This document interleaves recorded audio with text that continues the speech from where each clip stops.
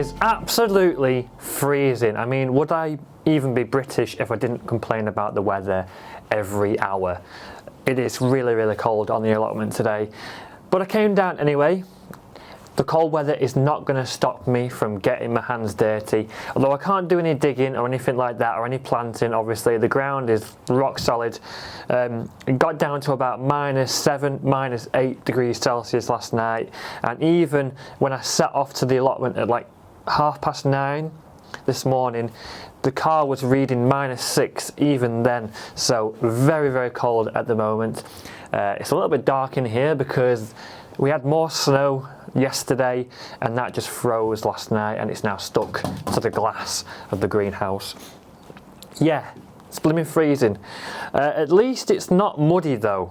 You know, all the ground is frozen, so it's not wet at least. Anyway,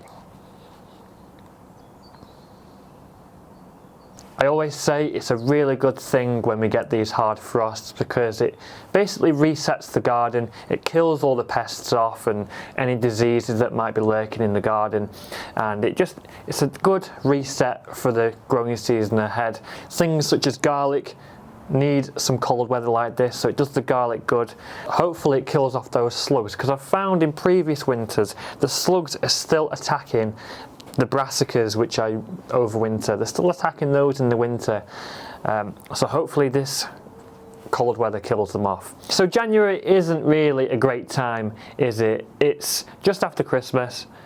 The January blues are here. You know, it's a dark, cold, bleak month for a lot of people, and if you're someone that suffers with seasonal affective disorder, it can be really difficult. So I think it's more important than ever really in January to get out in your garden, in your allotment, or if you're not a gardener, you know, going for a walk. You know, I'm not just talking about the gardeners here. You know, going for a nice walk, you know, getting out there, it's good for your mental health. We're going to do a little plot tour because I think when I do my weekly updates, I don't think I show everything. I don't show the entire plot as a whole.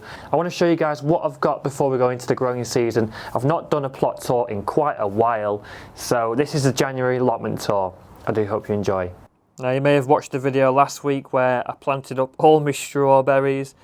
I mean, I knew this was going to happen. They're completely frozen solid. Look at that. And that's in the greenhouse. I mean, that's fine. Strawberries are perennials and it's not going to harm them in any way. They'll just start growing again when they thaw out and when things start warming up. You know, strawberries are super frost hardy. They can be damaged by frost in the spring, you know, when there's new growth and when there's flowers, that can damage them. But when they're dormant like this, it's no problem whatsoever. So they're there, dormant, ready to start growing, hopefully in a month or two. A couple of people mentioned that the pots are small and the roots are big. Yes, they are, but these are going to get planted in the buckets pretty soon. A couple of other people have said that the buckets are too big for the strawberries. Let's just go out here. So here's the containers which I'm going to grow the strawberries in. It's got some very well rotted horse manure in the bottom of there. So my idea is to fill them up halfway with well rotted horse manure and then the other half compost, things like that. But then I know that the strawberry roots aren't going to reach as far down as the manure, and not initially anyway. But my idea is over time the worms and all the other insects will mix all the horse manure through, and they'll bring the horse manure from the bottom further up to where the roots are. So yes, they are deep containers, but the biggest benefit here is the drainage which we're going to have.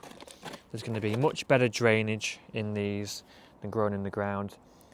So yeah, that's what I'm doing with that. It might be cold, but it's looking really pretty, I must say. It does look very nice, especially like the trees with all the white frost covering them. It is very nice to look at. So yeah, for the people that are new here, I'm going to show you all the beds that I've got. I'm not too sure what I'm going to be growing in them yet. I've got an idea with some of them, but for the most part I don't really know what's growing where at the moment. But we've got quite a few raised beds. We've got one here using pallet collars. This is a really good idea for the people that want to do things on a budget. Pallet collars are super cheap to get hold of, and they'll last a good few years, especially if you paint them or you line them. They'll last a long time. So for anyone new that's watching, any new gardeners that are just getting into it, I've had quite a few comments of people that are just getting started. Pallet collars are a really good one. I've got quite a few of them around the plot, which you'll see in a moment. I'm going to move this bed here. This is an old strawberry bed, but it's in a bit of an awkward position, you know, to walk around to get to the greenhouse and the polytunnel. Yeah, I'm going to move that. Probably put the strawberries with the other ones in the buckets. So here, more pallet collar beds again. I usually grow root crops in these ones. I grew beetroot in that one last year. I might grow beetroot in there again, to be honest, or I might just swap them around. Beetroot in that one, and then parsnips in that other one, possibly.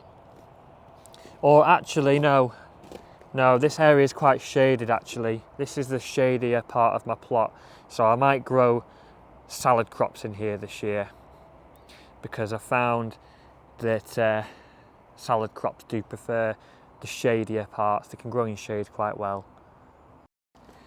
Now I know a lot of people that have subscribed recently are from the northwest of England. Let me know in the comments below where you're from.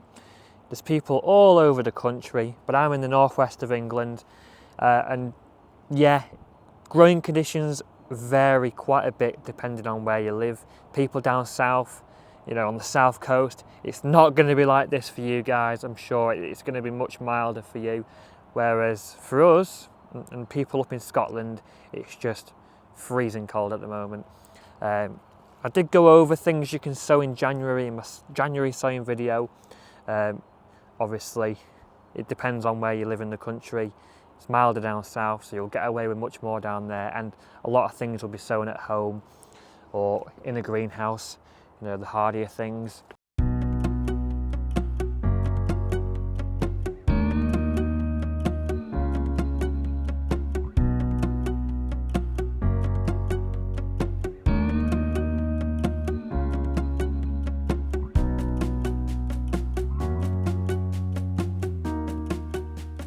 I want to make some changes over on this part of the plot here this year. These raspberry canes, I'm going to dig some of them out and put them in containers, I think, because it's actually sharing a bed with the rhubarb in here.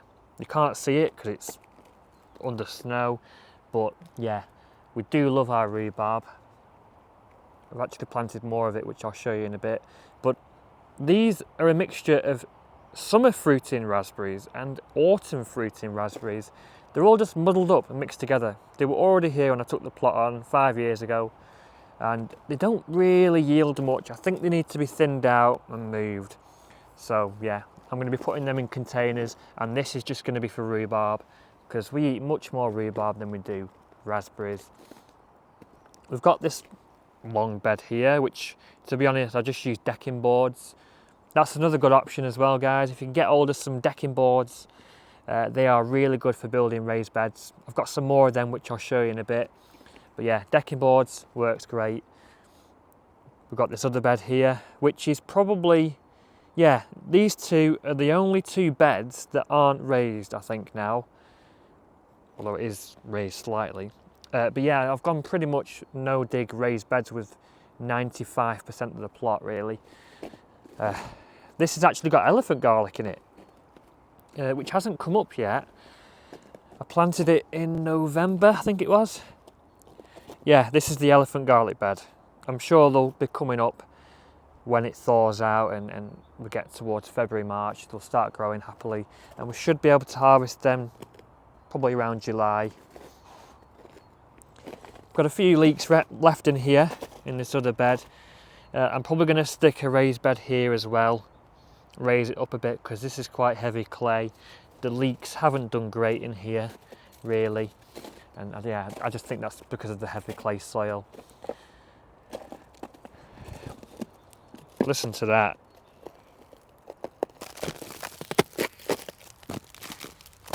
I much prefer that sound to the horrible squelching sound of muddy paths. Yeah, and it's good because I've not wood chipped these paths yet. I scooped all the wood chip up to put in the raised beds to help fill them up, hugel culture, which caused a bit of a problem because it was very, very wet down here. So I do need to put more wood chip down soon when we get a delivery of it. So here again, so we were over there before, we've just walked around. I just want to keep you guys with me so you don't get lost. We've just walked around here, and yeah, more raised beds again, pallet collars. These are 3 years old, by the way, now, and they're still holding up pretty well. Although I did paint them, which helps, and I did line them as well, which helps a lot as well. Now, I'm in the process of building more raised beds. I've already built the raised beds, they're all finished now. Here, using this 1x6 wood. I've used 2 lengths of it. They're 12 inches deep there, and these only cost about £45 each to build. I've seen kits online of wooden raised beds and they're like 2 or 3 times the price of these to get them. It's much cheaper to buy the wood and build them yourself. And you can't really see much there, but I filled them up with wood chip from the paths, well rotted horse manure, bits of kitchen scraps and garden waste from the allotment last year, hugel culture. Much cheaper to fill them up this way, but I need to get hold of some topsoil. I'm waiting for a delivery of it, and that's going to top the rest of them off. I've put these corner braces in the corners. I might release a video on how I built these raised beds, by the way, if anyone's wondering. If you want to spend a bit of money and you know, make something that will last longer, you know, you can build them yourself. I've lined these as well, of course. I've put some battens in there, some stakes to stop the beds from bowing out. And you know what, these should last 5 years, 10 years, probably 10 years hopefully, because the wood is treated. And we've got quite a few more of them as well, which we've done. Loads of them actually. My plot sits on heavy clay. It is really heavy clay soil, and every single year I noticed a difference between growing in raised beds and growing in the ground.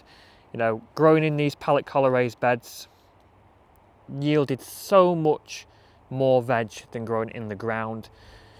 So I thought, you know what, I just bit the bullet. I thought, we may as well do it. Let's build loads of raised beds, and hopefully we'll have good returns from that. It should definitely pay off. So yeah, I mean, if you just start in your allotment or just start in your garden, you do not need to go out and spend loads and loads of money doing this. You know, I've had this allotment now for 5 years, you know, and I've been gardening many years before that at home. So, you know, for the beginners, don't feel pressured to go out and build loads and loads of raised beds. You know what I mean? You can just, you know, you could literally just stick cardboard down, stick some compost on top, and then just grow in that if you want to go no dig. Or, you know, pallet collars, for example, or bits of old wood off Facebook Marketplace, timber decking boards. There's so many things. You could even build a raised bed out of a deconstructed pallet. You know, there's so much stuff you can do. You don't need to go and do this. Got our little teamy raised bed there, which we're going to grow beans in this year. One thing I have noticed though, over the last few weeks, it has started to bow out there a little bit, which is quite disappointing, because when I put it together it was holding up pretty well, but it looks like it's, the bottom there is bowing out. Very disappointing, but we'll see how it lasts. We'll see how it does this growing season. So yeah, all these beds here, these are 3 meters long, 1 meter wide, and I think these are some of the few beds that I know what I'm going to grow in this year. I'm going to be growing brassicas in these 3, I think. I need to stick some garden lime in there as well because it's going to be quite acidic because of all the organic matter in there. You know, the wood chips, the compost that's in there. It's going to need a bit of garden lime because brassicas don't like acidic soil. You can get club root quite easily with that as well. We've got a couple more here as well. The same size, no, they're not. 3.6 metres long. They're slightly longer and slightly wider at 1.1 metres. The wood here is twice as thick as the other stuff. It's 2 inches thick. So hopefully it'll last even longer than the other beds. And I only got that stuff because it was on offer. That is the only reason why it's thicker. I was going to build more raised beds here anyway. And these 2 probably will have leeks and onions in, possibly. It's a good location. Yeah, another heads up, if you're thinking about sticking raised beds in your garden, do plan carefully with the location of where you're going to put them. You know, the sunnier side of the plot is where I've put mine. The trees do provide a bit of shade to that half of the plot down there. So it probably wasn't a good idea to stick the polytunnel there. No, but I found that stuff grows all right in there.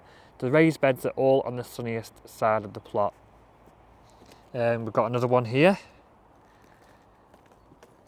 We've got 2 more here, which are older. These are a couple of years old now, these 2. And I actually built these with pallet wood, would you believe? And 2 years on, they're still holding up pretty well. I mean, they have sunk in the soil a bit because the soil is underneath, it's not very good. But there's asparagus in there. This is going to be its 3rd season, so I can harvest my first asparagus spears, which is super exciting. They really are a special vegetable, asparagus. Expensive to buy, but they're delicious and I can't wait to harvest them. They should be really good. Yeah, another raised bed here from pallets. And ow! Oh! Why? Oh! Ow! Stuck my knee through the ice. That was silly. So we had carrots in this bed this year, and I'll probably grow carrots in there again because carrots don't like a rich soil. They don't need rich, nutrient-rich soil because they can actually start sending out loads of roots all over the place. You want nice, straight carrots. So yeah, sandy, loose, not too nutrient-dense soil is what carrots really need. And that's why I'm going to grow carrots in the same beds every single year.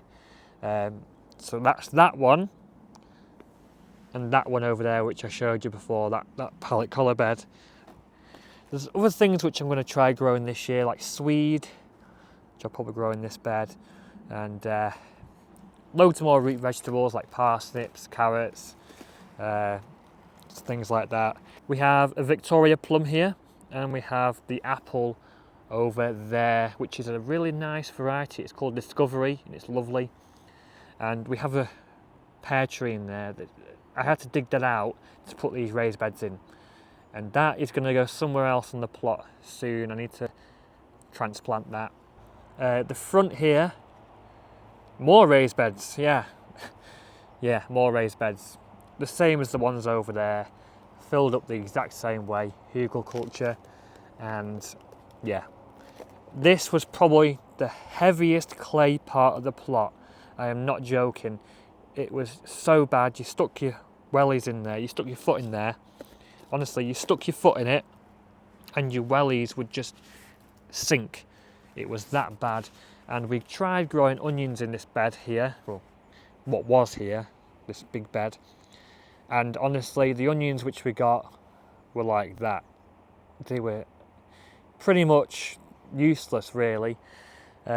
So that's another reason why we decided to just go with raised beds. Here we have another bed which isn't really raised, and we put rhubarb in there this year. We planted a few rhubarb crowns at the front there. This is a bit shaded here because it has the polytunnel behind it, which is why I said before I didn't think about where I was putting that polytunnel. It was a bit silly, but yeah, the rhubarb shouldn't mind a bit of shade too much, so that's why this is now going to be a rhubarb bed. If you're wondering what those are there, those are just some herbs which I had to dig out and relocate whilst making them beds over there. There was a little herb bed in there, but I had to dig the chives up and the oregano up in order to put them beds there. I'm going to have to plant them somewhere soon. Now the tulips started coming up because it was so mild in December, but now bit of a shock to the system now that they've completely frozen. Same with the alliums as well. The alliums all started to come up. I do like my alliums. I've got quite a few of them planted in here. One of my favourite spring flowering bulbs. I need to have a bit of a sort out around here. These pallets, another thing which you can repurpose and reuse. I use these for sweet peas. You know, you don't have to go out and buy expensive plant supports and trellises. You can just use stuff that you've managed to get hold of. I managed to get hold of these. I just stuck some cheap mesh on the top of it, and these are my sweet pea supports. And these have been going now for about 4 years, and they're still holding up really well.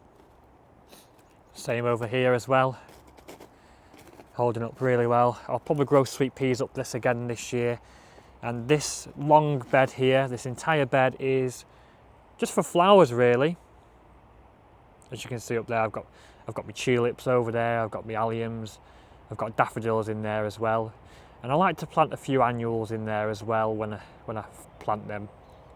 A few flowers, cornflowers, things like that. The other side of the plot over here, guys, is just fruits like black currants, blackberries, gooseberries, which I don't even like. I don't like gooseberries, but I've got one for some reason. Yeah, this blackberry here, it's a thornless blackberry, and I need to build some sort of trellis for that because it's just sprawled out all over the place. I've been a bit lazy with this side of the plot, to be honest. It's been a bit neglected, and there's a few blueberries there as well on the back, which I've been a bit lazy with. I've just stuck that net in there to try and clean it off because it was just covered in debris. That's why that's all been laid out there. So yeah, this is sort of like the part of the plot that doesn't look quite as photogenic as the rest. Everybody's got a messy part of the plot. Same over here as well. There's a few pots and things around there I need to clean up. Nothing's ever perfect.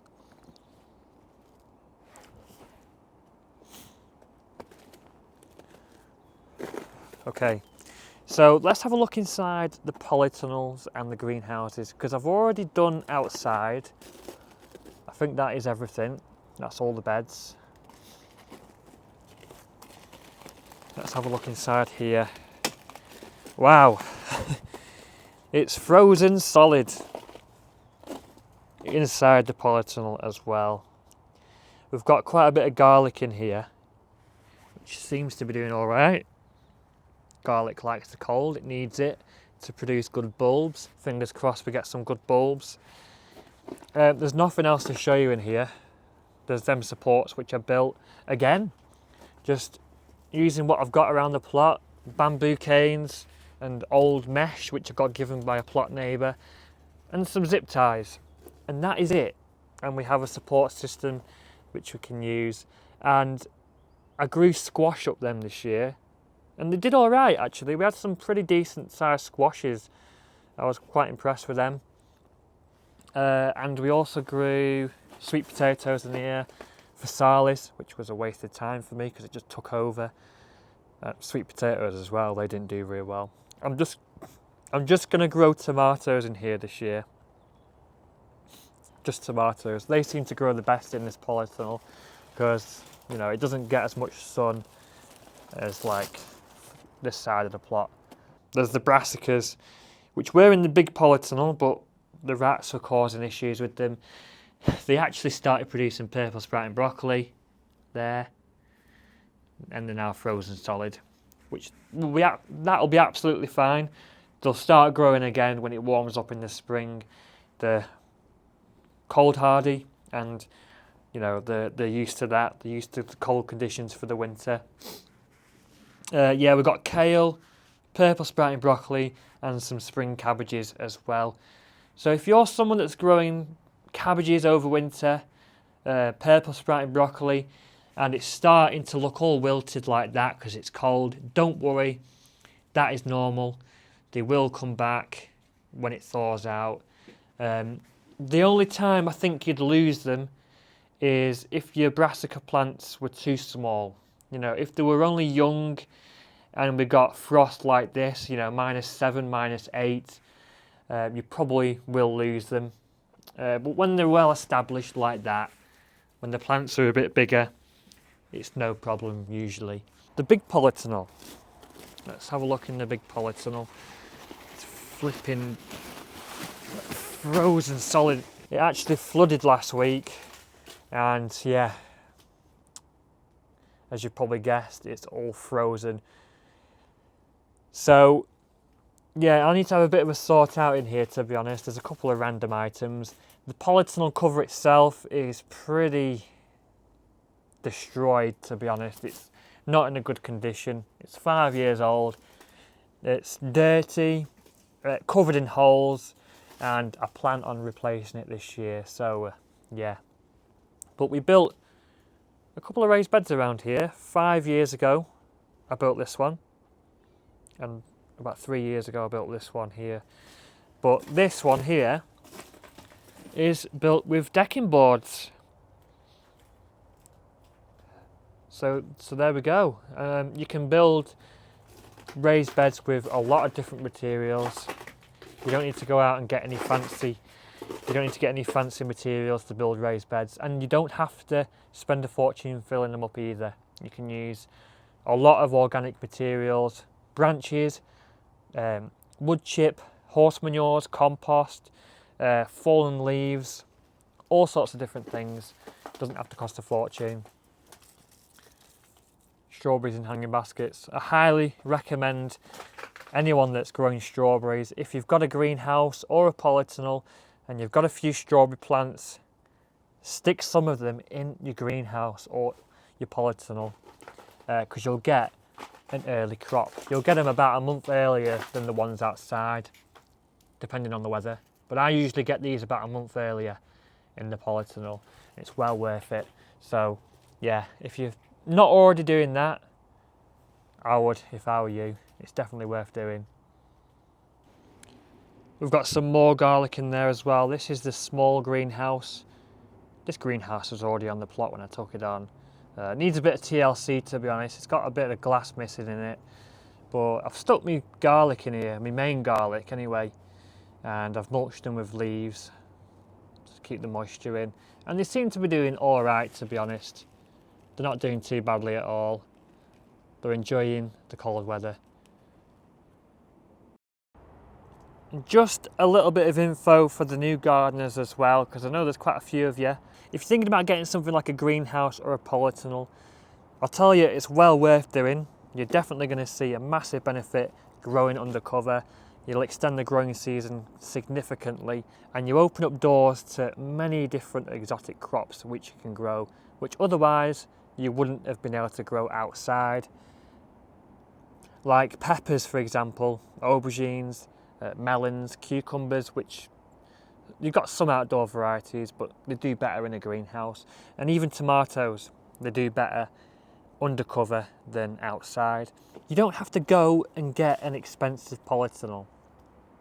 You know, you can just get a cheap budget one just to get you started. That's what I did here. I've got this big 3x6 metre polytunnel, which I did a review on. I also reviewed this one as well.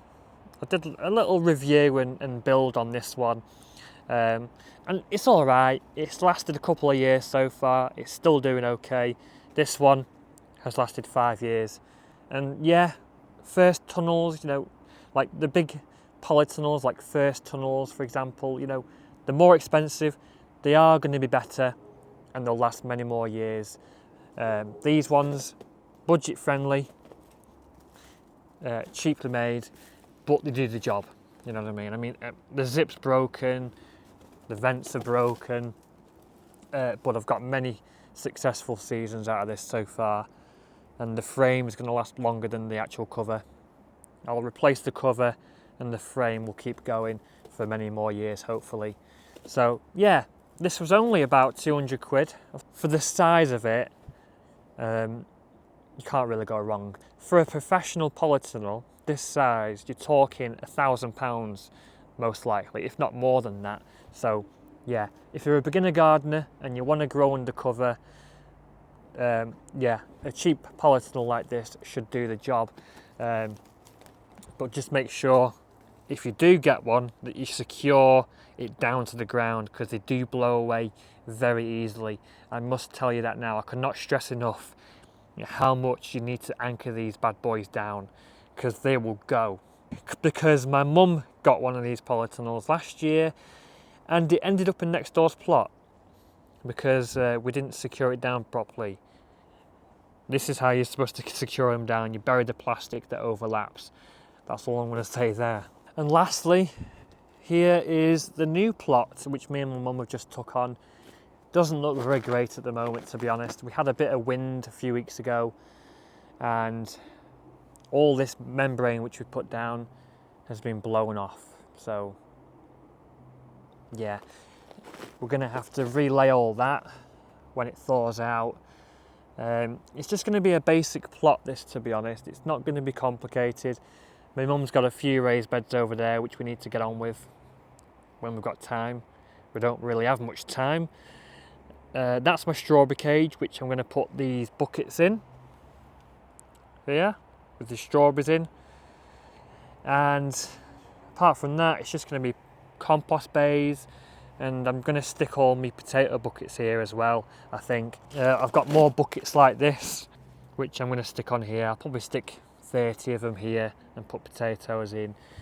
And yeah, it's just going to be an easy to manage plot, I think, hence the membrane and the simplicity of it. So yeah, just another example of, you know, not having to go out and buy loads of expensive stuff. You can actually build something like a pallet bench like this. If you want somewhere to do your planting and stuff, greenhouse staging, pallets are really good for that. This pallet bench now, I built this in September of 2021. So, you know, you're talking like coming on 4 years ago now, nearly 4 years in September. It's held up really well, actually. I did paint it, and of course it is dry in the greenhouse, so it's going to last much longer. You'll have to just excuse the bits of mess lying around. But yeah, bench made from pallets, holds up really well, and it didn't cost me anything. Just a little bit of time, a few screws, a drill, and a little bit of scrap wood for the legs there. Yeah. If you'd like to know how to build these guys, I might do a tutorial video, I might build another one.